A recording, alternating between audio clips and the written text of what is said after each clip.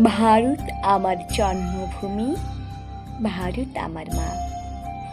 এর চাইতে কঠিন সত্য কিছুই জানি না। এই ভারতেই জন্মেছিলেন হাজারো মহামানব।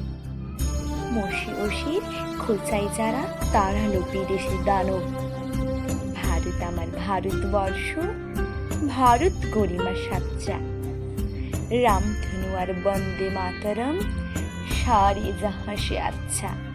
অতুল নবীনে কাত্ত রবীন, নজরুল আর সুকান্তে ভরিয়ে দিয়েছে কৃষ্টির ঝুলি সবাকার অজান্তে।